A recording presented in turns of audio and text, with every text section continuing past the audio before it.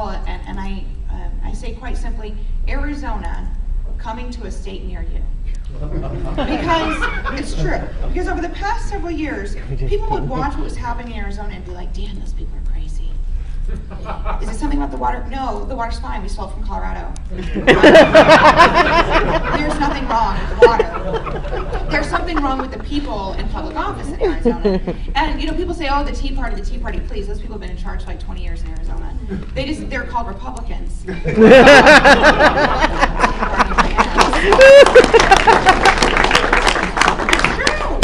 Stop calling them Tea Party. No, it's not a Tea Party. They're Republicans. They're Republicans. We should call them that because the Republicans get a free ride when they call the Tea Party something other than what they are. And we have to say, no, Tea Party, Republican, it's all the same thing. It's called crazy. So, they've been in charge in Arizona for a long time. But what's happened is that our new state Senate president, Russell Pierce, who some of you may remember, Russell Pierce is the author of the anti-immigrant legislation that passed in Arizona last year. He's also the author of every piece of anti-immigrant legislation that's moving forward in legislatures in this entire country. Now, you all have a number of anti-immigrant measures moving forward in your legislature. They are drafted and written in my state Senate.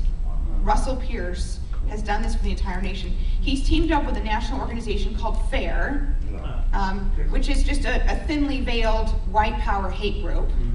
And a group called ALEC, the American Legislative Exchange Council, which is a corporate-funded group that helps state legislators push their bad ideas through the legislature all over the country. And so right now, for instance, you see bills like SB 1070, which was our bill passed last year, not only in your legislature, but in 18 other legislatures across the country. Now, I just want to tell you, it's not because some Republicans in your state got the bright idea of copying it.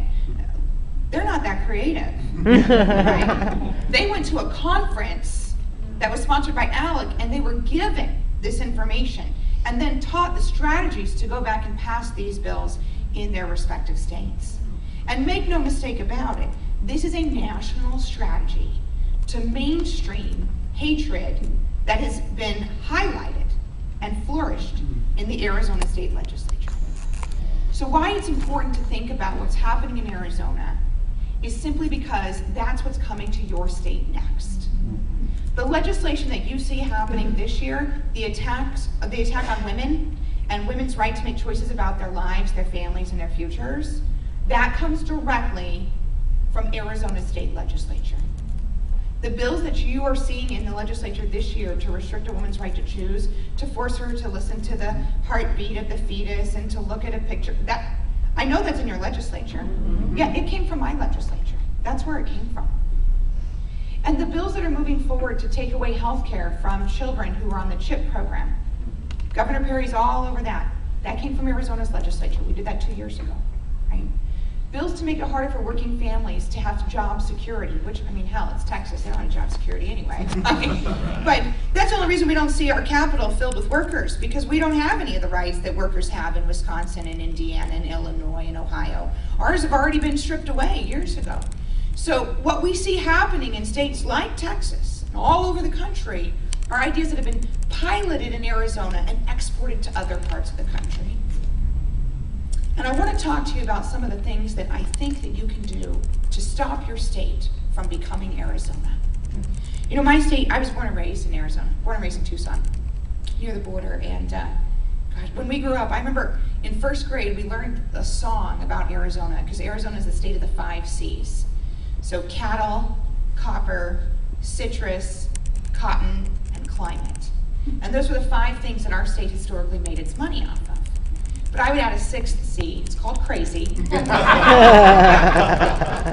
what's happening in my state is pure craziness. Pure craziness. But here's the scary thing. This has been happening in my state for a number of years. And yet, as we see election after election after election, particularly in this last election, my state, like your state, took an ass whipping, right? My state went from being in the minority in both chambers, just like yours, to being in the super minority in both chambers. You were dangerously close to that. You have a super minority in the House, but not quite a super minority in the Senate, correct? Correct. Thank God. Hold on to that Senate. Because let me tell you, there's a huge difference between being in the minority and being in the super minority. When you're in the super minority, then those individuals can engage in whatever kind of rogue behavior they want, and they have the power to override a governor's veto if, God forbid, the governor were to ever veto anything. Right? My governor, she's not much of a reader, so